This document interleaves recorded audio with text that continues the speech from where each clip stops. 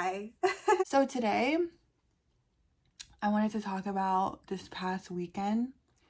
I have borderline personality disorder. I was diagnosed about 2 years ago, and I am like nowhere near in like recovery. You know what I mean? Like some people are just like already close to recovery. They have their coping skills, they're doing well. Me, I am not in that boat. Okay? I am not doing well. I'm not. I think sometimes I'm doing well, but then other times I just have moments where life is back in the slums, honestly, not gonna lie to you. So this past weekend I had a BPD episode, and it lasted the whole weekend. It's Monday now. I'm feeling a lot better. A lot better. I feel like not as bad as I felt yesterday. But we're going to talk about my BPD episode this past weekend because I have nobody to talk to about it. So let's talk about it. So basically, a couple weeks ago, maybe even closer to a month ago, I had a really bad BPD episode. It was to the point where I was just not doing well. Let's just say that. I was not doing well. But basically it was triggered by a family member. This particular family member was just, I don't know, I can't even really remember exactly what they did, but I was triggered by something they did. And then this was like Mother's Day weekend, the week after Mother's Day. This same family member that I had issues with days prior, they did not wish me a happy Mother's Day. I'm not going to talk about my motherhood too much, but I am a mom. I have one son, and I raise him completely by myself. I'm a completely not solo mom. I'm a single mom. I do everything for my son by myself. I have no family support. Nobody helps me. Nobody has ever helped me, honestly. I've been raising my son completely by myself. And this person, this family member, did not wish me a happy Mother's Day, but I wished them a happy Mother's Day, and they couldn't even return the favor. And so I was very triggered because this is a family member that I feel is kind of obligated to be there for me, not gonna lie. They're in a very important family member, and I feel like they are obligated to be a part of my life and to be a part of my support system, and they're just not. And so the fact that I wished them a happy Mother's Day, but they couldn't wish me one back, it absolutely broke my heart because I didn't want flowers. I didn't want flowers. I didn't want, a bouquet. I didn't want none of that, for real. I just wanted a Mother's Day. I just wanted hey, I see you and happy Mother's Day to you. And I couldn't even get that. So I was very upset and very triggered, and it ruined my entire week. That one incident ruined my whole week, and it brought up a lot of memories from my childhood, and it made me start remembering a lot of things from my childhood that I guess I had kind of blocked out. And yeah, it brought up a lot of memories that I had blocked out. And so it just sent me into an episode. So that was a couple weeks ago. That was probably the worst it's been in a while. I was out of commission for an entire week. I mean, phone on do not disturb. I was not talking to a single person unless they were someone that I had to talk to. If it was my son's therapy, or someone that has to do something that has to do with my son. But if it was something that had to do with me, I did not care. I am in therapy. I go to therapy once a week. I didn't go to therapy that week. I was just completely reserved. I did not want to talk to anyone unless I physically had to. And it was really bad. And I got through it, you know, I got through it and we survived it. So since then, I've been doing okay. I still have been feeling very weird because of these memories that I have from my childhood. They've been like really, really bothering me, and I just, you know, trying to process these things that I have not ever processed, and it's hard, you know. It's hard to just like all of a sudden start remembering a bunch of things and you're like, whoa, that's weird. That's weird. It's weird. And fast forward to this past weekend, I had another BPD episode where I was just completely like, oh, just going through it this past weekend, absolutely going through it. And it was triggered because I started talking to another guy. Here we go. Started talking to another guy, and we were supposed to go on a date, and he canceled the date the day before we were supposed to go. And he could have canceled days ago, and he decided to cancel the day before the date. I was extremely upset. Okay, I think something, especially with people with like BPD, I think we really struggle with like last minute changes and stuff like that, because I think it really does trigger that like abandonment in our brains. And it just really, really upset me. The reason why he canceled was very reasonable, but I just think like you could have been canceled. Like, you knew that you weren't gonna want to go on this date. You knew like 3 days ago. My brain has like convinced me that like he's doing this on purpose and that I'm sorry if I'm laughing. I know some people probably watching this are probably like, this is not funny. And it's like, really, this person did one thing once and now I like hate them. And it just doesn't make sense, you know, like to a logical brain, it's like that does not make any sense, but to a BPD brain, it makes sense, you know? So it's just silly to me that like he did this and my brain has just completely like counted him out. Like, I'm just like, nope, nope, nope, nope, nope. Like, you'll never make me look like a fool ever again. Like, you'll never get a chance to make me look like that ever again. And I feel very stupid for like even thinking that we were gonna go on this date. I feel stupid for like trusting him with my time, and like, is it gonna always be like that? Probably not. He probably could text me tomorrow and I'd probably be like, okay, let's try again. Like, because I'm just so delusional. Him canceling that date, like, oh my God, like it did something to me and it just triggered me. It triggered my abandonment, and it started to make me realize how lonely I am in this world. I just like, I don't know. I think the biggest reason why I want to do social media so bad is because I want to feel like I have a community, and I want to feel like I have people that also understand what I go through, and like I can understand what they go through, you know? Because I feel like my experience in life is very unique to me. I'm not gonna lie. Like, I have no support system. Like, no support system. Like, I have family. I got family, but nobody really like comes through for me for real. I have like a cousin, and he does what he can, but he's also one person, and he has a family. Like, he has like a wife and kids, and he has other people that he has obligations for. So it's like, he's not always going to be able to show up for me. I mean, as of like anyone, I don't think there's anyone in my life who would even be able to show up 24/7, you know?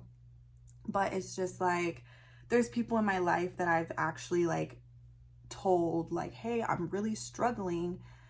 Can you please like help me? Or can you be there for me? Or can you, you know, support me? You know, I have a son. My son is disabled. And I've vented to people and told them like, hey, I really need somebody to help me, because raising a disabled child by myself is very hard. I also have, you know, problems up here. Like, you know, I have borderline personality disorder. I also have like depression and stuff. And I'm very, very good at, even though I have all of these things. Like, I have depression and stuff. I'm very, very, like, my son is my world. So despite what I got going on, I'm always going to take care of his needs first. I'm always going to put him first and put my needs in the back seat. But sometimes it gets to a point where it's like, okay, can someone please step in and help him so that I can help myself? Does that make sense? Like, can someone please just like take him for a couple hours so that I can like sleep, you know, so that I can just have quietness, so that I can just, I mean, like, I get a break when he goes to therapy, but it's like, you know, it would be nice to sleep in a bed by myself for the night or stuff like that. And I don't know, I need to stop talking about my son because, like, that's just not really, you know, the focus of this video. But I'm just saying that there's been times where I've reached out to people and been like, hey, I really need help, I'm struggling, and no one has wanted to help. I've even had family members tell me, your life's not that hard, all you have to do is raise a kid. Like, literally, this family member that did not wish me happy Mother's Day, they said that to me. They literally said, like, all you have to do is raise a baby, it's not that difficult. And I'm like, oh, okay. All right.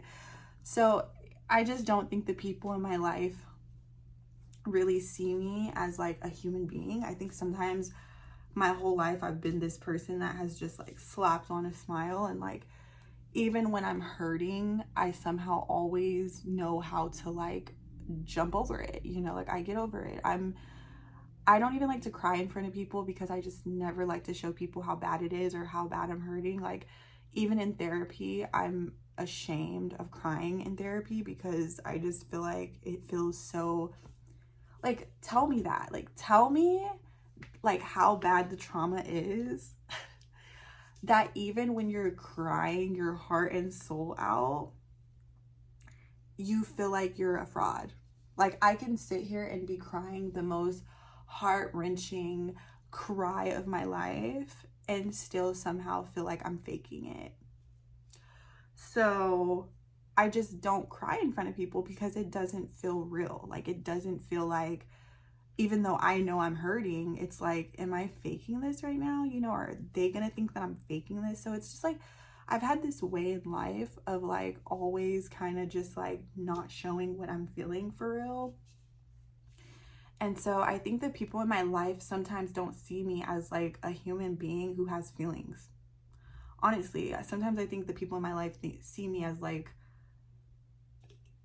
I don't know what else could you see me as if I'm not a human being, but like, yeah, like, because it's like I look at people and I think like, wow, like maybe they're going through something. I always think that. I'm very aware of like other people, and I'm always aware of how I affect other people, and I always think to myself like, did I hurt them? Did I do something? You know, like, what are they going through? Hey, I'm here if you need me. I'm just always very aware of like people and their life. And sometimes it feels like people aren't so aware of mine, and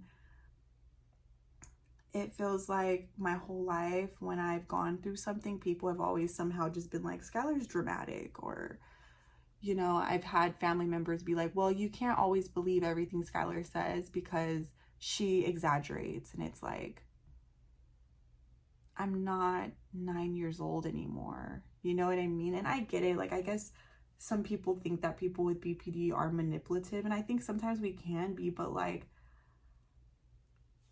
I am not. Like, if I'm sitting here telling you that something's hurting me, it's not to be manipulative. It's to be like vulnerable and honest. And unfortunately, I don't show that with everyone. So if I show it with you, like, not gonna be like, you know, not trying to be self-centered, but I think you should have a sense of like, wow, she's like sharing this with me right now, you know, because in my real life, I don't. Like, I really don't. I give people breadcrumbs because my whole life I've been told that I'm exaggerating and I'm dramatic and that I'm a liar and I'm manipulative. So maybe that's how people see me. They see me as like a drama queen and not as a person with like feelings. And so yeah, I don't know where this conversation went. It like went so south, but like, yeah, that was my episode this past week. It was like, oops, my phone was dying, but that was my episode this past week. I just felt very lonely, and like the date getting canceled, it triggered my abandonment, and I just felt so alone. And then I started to get like that like chronic emptiness. If you have BPD, tell me about your chronic emptiness. But I started getting chronic emptiness, and oh my God, chronic emptiness will like literally eat you up one by one. Like I just felt so like how do I get rid of this feeling like right now? Like how do I stop it? And I was like asking ChatGPT, like, what can I do so that I'm not feeling this way? So I tried journaling, and I like did my son's hair, and like that kind of made me feel like real. Sometimes I don't feel real, and so doing his hair made me feel real, because I was like, you know, I felt good doing his hair. I gave him like a little trim. His hair literally looks just like mine, and I like, but it was long, so I like trimmed it up a little bit for him, and so now his hair is like perfectly like shaped. It's so cute. So that helped. So just, I don't know, but I did have a bad eating week.